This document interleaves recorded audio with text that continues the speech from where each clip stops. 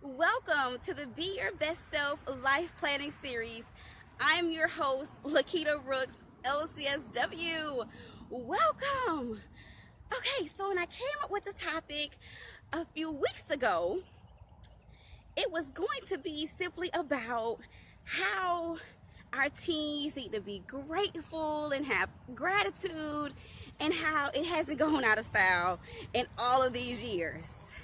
So today I'm actually here in front of a pumpkin patch because we're in that time of the season where Thanksgiving is coming up, and it's like, oh my gosh, we need to be grateful and appreciative. We should be that all year, but during this season, because it is that time of the year close to Thanksgiving, we really get in that spirit. So I initially came up with the topic because of school and grades and students recognizing that teachers are not necessarily obligated to do all these different things for them, and just recognizing the benefits of having manners. But so many things have happened in life, so I'm going to talk to kids, but then I'm also going to talk as an adult, just living life. So this past Friday, oh my gosh, was an amazing day. And I just wanted to say to everyone, no matter what you're going through in life, no matter what adversity, stressors, be encouraged, because I know for me personally, life happens to me also. So you're not the only one that's going through it. I don't know your situation, but please know, life happens to me. I have bills, I have responsibilities, I have different relationship challenges when it comes to, administration, and just a variety of different things. So let me fast forward. So the topic I changed to say, being grateful in the midst of. So this Friday, I had an amazing day with Clay Youth Connection in the morning. After that, I had another meeting. And then I had a meeting in downtown Jacksonville. Well, downtown Jacksonville, for those who aren't familiar with it, is about 35 minutes from Orange Park, right? So I'm literally leaving my meeting with like 45 minutes to an hour to give between my drive time from Orange Park to downtown Jacksonville, which is about 35 minutes away. So I literally hop in my car, leave my meeting in Orange Park, drive down Roosevelt, drive on I-10, and then get off one downtown. And guess what happens? 5 blocks away from my meeting at 1:30, my tire went flat. And you know what? And I was like, oh my God, I got a flat tire. But you know what? In the midst of that, I was just so grateful that I could have gotten a flat tire when I was in Orange Park. I could have gotten a flat tire when I was still on Roosevelt. I could have gotten a flat tire anywhere else, which would have meant no one would have been able to get to me fast enough for me to get to my 1:30 meeting on time.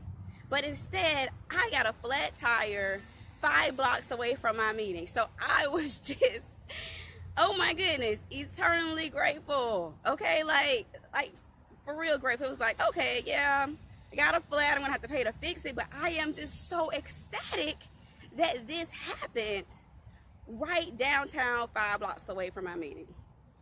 So, and as we all know, in downtown, it's always busy downtown, and there was actually a parking spot right across the street from where I was at.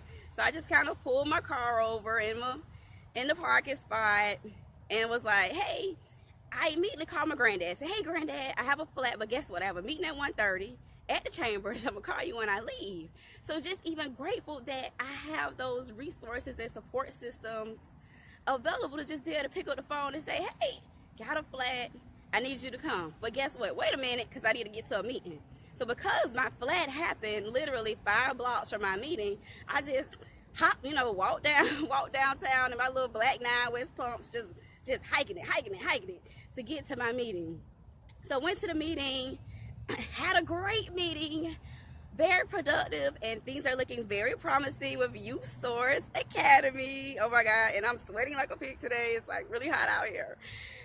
And it's 8 o'clock in the morning in Jacksonville. But anyhow, So fast forward. So now I'm hiking back to my car. And then my granddad's there fixing it. And then this guy out of the blue just says, hey, I came to help you all. And he had like a really great, I can't even think of the name of the thing right now, but basically the thing that pumps your car up, right? So he had a really great one. So then about 10-15 minutes later, I'm talking to him and he says, yeah, so-and-so sent me down here. And then my heart just, oh my goodness, just really was overwhelmed with gratefulness, because guess what? The person who sent the guy down there to talk to me was an estranged person I haven't talked to in over 10 years. Not 10 years, 2 years. In over 2 years, I had not spoken to that person once. But they saw me walking downtown. And they had already saw my granddad, and they said, oh my goodness, she must have a flat. I haven't talked to her in years. So I'm not going to go down there personally, because I don't know how it's going to go if I go talk to her. But he thought enough to send someone down to help me and my granddad. And then something else happened. Somebody else knew him, and he came down to help. And he even walked to the store to go get me some fix a flat stuff and just said, hey, don't worry about it. You know, no cost. I have daughters. I have, you know, sisters, etc. So I just want to say that, you know, in the midst of all those little things, you know, I could have been angry. I could have said, hey, I'm not trying to pay for a flat tire right now. But guess what? All I could see was just extremely, overwhelmingly grateful that I got a flat right downtown, walking distance from my meeting, for me to still make my 1:30 meeting and get things done. And as a quick sidebar, for those of you all who have spares in your trunk, check your spare. So like, I have a spare in my trunk, but guess what? The plastic that holds my spare in, they could not get it out. Like, they worked on it about an hour to get the spare out because it was locked in by this plastic top or whatever, and they couldn't get it in because I guess it was corroded, there's moisture in the trunk and all kind of stuff. So I'm telling you, not telling you, but encouraging you, check your spare, make sure you can actually take it out. So needless to say, I did buy a new tire on Friday because they couldn't get the spare out. But that's neither here nor there. So I just wanted to come to you and say, in the midst of whatever you have going on, there are lessons, there are things to be grateful of. And when it comes to our teens, you know, for me personally, I talk to my teen about, you need to be likable. I'm not saying that you need to, you know, schmooze with your teachers or any of those things. By no means, I'm not saying be a smoozer. You know, I'm not saying go out of your way. I'm just saying you have to be likable.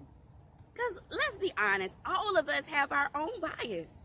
And it's much easier to work with the person when they're mannerable. Yes, ma'am. No, ma'am. Thank you. And they're respectful. It's just way easier, right? So I always talk to my teen about, hey, like, I know you might not agree with them on everything, but guess what? Everything is not a battle. Just be pleasant, be respectful, say yes, ma'am, no, ma'am, thank you. And it will get you a long, long, long, long, long way in life.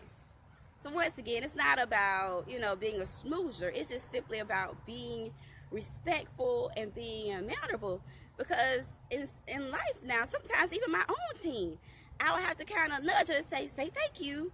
And at which that really shouldn't even be like a discussion. It should just be, you know, automatic. But I guess with our kids, at least with my kid, and I think I might have been a borderline entitled, but I think my child is even more of that entitled type mentality. Just you know, I'm just constantly reinforcing with her about, you know, being mannerable, being thankful, being grateful, you know, acknowledging that, you know, hey, this is something somebody didn't have to do for me. And I think even the fact of her attending dance and all the money that is invested in her to live her dreams, I think she just kind of takes that for granted, because it's kind of like all the other kids I go to school with are artsy kids, and all of their parents pay for like all these like stupid, expensive extracurricular activities, because that's what, you know, I guess we do, because our kids are artsy kids and they're in an art school, so we want to nurture and hone those talents, you know. But sometimes my kid doesn't recognize that that ain't the norm. That's not how everyone else lives. So I'm constantly reiterating that with her, being likable, and not in the sense of being a schmoozer to your teachers, but being respectful, not giving the teachers a tough time, you know, just having it together, and recognizing what's a battle to fight, what's not a battle to fight, what are those things you just need to say, hey mom, this is what happened. So just wanted to share with you all my story about having a flat tire, and how I was overly grateful in the midst of it, because it happened right in a spot where I could actually find a parking spot downtown Jacksonville, and I could still get to my meeting on time, which was really exciting. And I so look forward to talking to you all more about Youth Source, our teen workforce development training program with LCN Enterprise. So until next week, 8 a.m. LCN Enterprise. Like our page, follow us, share the videos, check out our YouTube, but there'll be tons of other links in the description. So I'm Lakita Brooks. Until next week, be your best self.